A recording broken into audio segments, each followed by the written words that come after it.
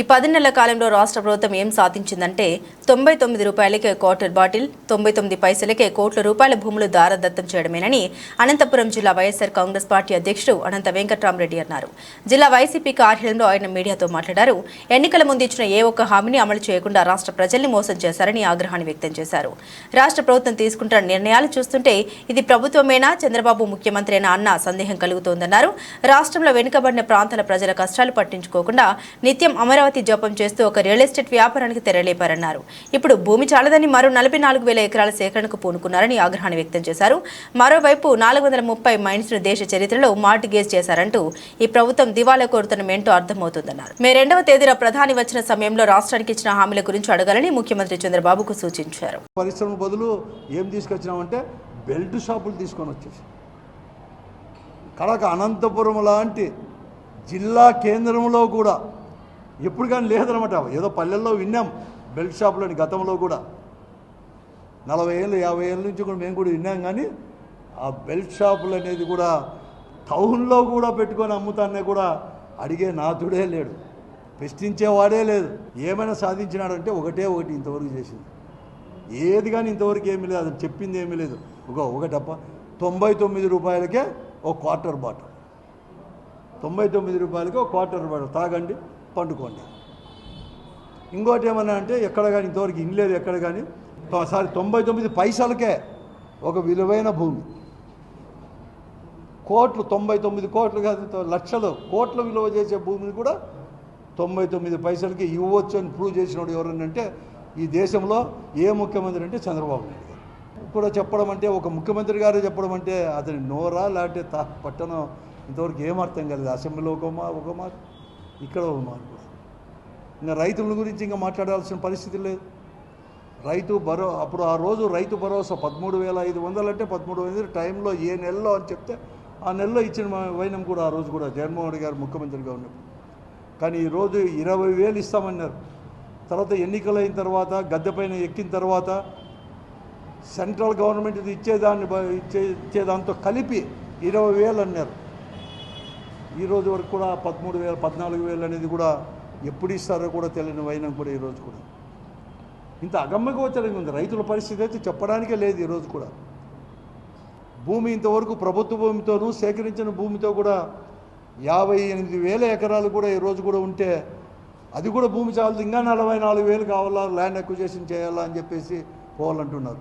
ఇది ఏమన్నా ప్రభుత్వమా లేకపోతే రియల్ ఎస్టేట్ వ్యాపారమా? ఇది ఏమన్నా ప్రభుత్వమే లేకపోతే ముఖ్యమంత్రి ఇతను ఏమన్నా చంద్రబాబు నాయుడు గారు లేకుంటే ముఖ్యమంత్రి రూపంలో లేకపోతే ముఖ్యమంత్రి సీట్లో కూర్చొని రియల్ ఎస్టేట్ చేసేదానికి ఏమన్నా ఉన్నాడా?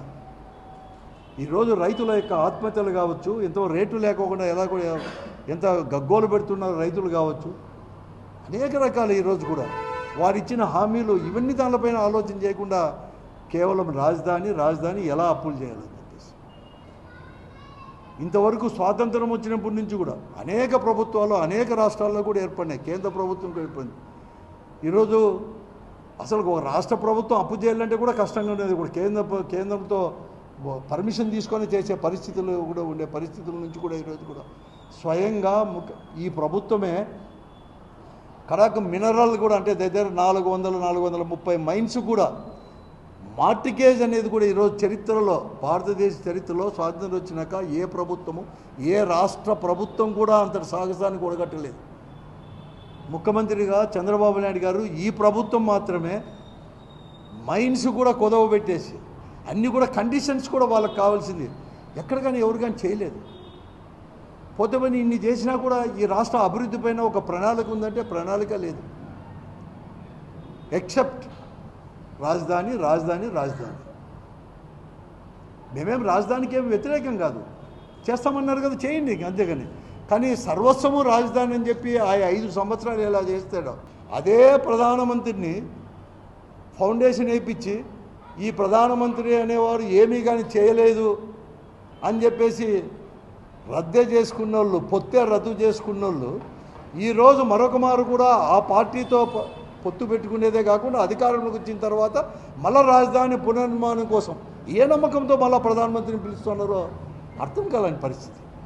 ఆ రోజు ఎందుకు మాట్లాడినా అటువంటి విషయంలో ఈరోజు మరొకమారు ఎందుకు పిలుచుకొస్తున్నావు? ప్రజలకు జవాబు చెప్పాల్సిన బాధ్యత ఈ కూటమి ప్రభుత్వం పైన, ముఖ్యంగా ముఖ్యమంత్రి చంద్రబాబు నాయుడు గారి పైన లేదా అని చెప్పి నేను అడుగుతా ఉన్నా. చెప్పాల్సిన అవసరం ఉంది కదా.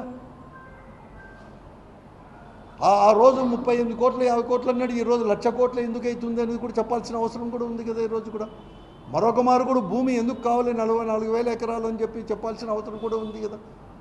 ఇది మునిగిపోదని చెప్పిన వాళ్ళు పెద్ద పెద్ద కాలువలు ఇంపు సొంపులుగా కూడా తీసుకొని వచ్చేసి కాలువలకే ఖర్చు పెడుతున్నారే. ఆడబెట్టే కాలువలకు ఖర్చు పెట్టేంత అంటే రాజధాని మునిగిపోకుండా వారు కట్టే బిల్డింగులు మునిగిపోకుండా మీరు అంత పెద్ద ఖర్చు పెట్టేవాళ్ళు కనీసం రాయలసీమ లాంటి వెనుకబడిన జిల్లాలో వరప్రసాదం లాంటి హంద్రీనివాను వెడల్పు చేయమంటే డబ్బులు లేవని చెప్పి మీరంతా కూడా మీరు చెప్పేవాళ్ళు.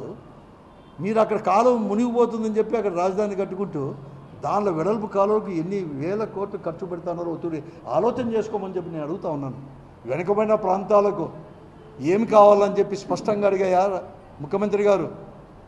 ఈ ఆంధ్ర రాష్ట్ర ప్రజల తరపున, ముఖ్యంగా వెనుకబడిన జిల్లాల తరపున ఒక స్పష్టమైన ప్రణాళికతో ఆ వేదిక పైన నువ్వు అడుగు.